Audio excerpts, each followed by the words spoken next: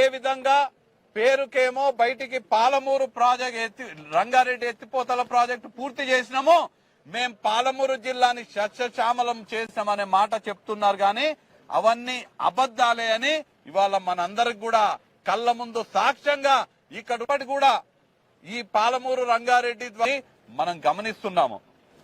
దక్షిణ తెలంగాణలో ఉన్నటువంటి ఈ పాలమూరు రంగారెడ్డి ఎత్తిపోతల పథకాన్ని పూర్తిగా నిర్లక్ష్యం చేసి వాస్తవానికి 2015 సంవత్సరంలో ఈ ప్రాజెక్టు ప్రారంభమైతే 3 సంవత్సరాలలో పూర్తి చేస్తా అని హామీ ఇచ్చినటువంటి కేసీఆర్ ఇందాక మా మండలాధ్యక్షుడు చెప్తుండే ఇక్కడనే కుర్చీ వేసుకొని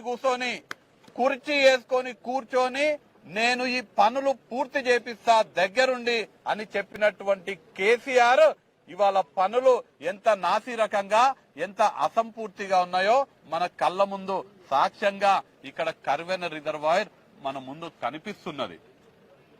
పాలమూరు రంగారెడ్డి ఎత్తిపోతల పథకం ద్వారా 12,42,000 ఎకరాలకి నీళ్లు అందించాల్సిన అవసరం ఉంటే షాద్ నగర్ లో 79,990 నియోజకవర్గంలో 1,12,000 ఎకరాలు, నారాయణపేట నియోజకవర్గంలో 67,000, మక్తల్ నియోజకవర్గంలో 63,000 చుక్క నీరిచ్చినటువంటి పాపన కూడా ఈ టీఆర్ఎస్ ప్రభుత్వం పోలేదు.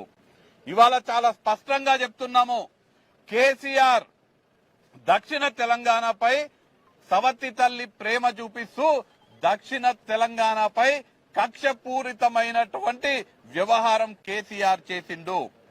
మొదటి నుంచి కూడా మన దక్షిణ తెలంగాణకి జీవన ధార అయినటువంటి కృష్ణా నదిలో మనకి రావాల్సినటువంటి వాటాని సాధించలేకపోయిన అసమర్థుడు మన మాజీ ముఖ్యమంత్రి కేసీఆర్.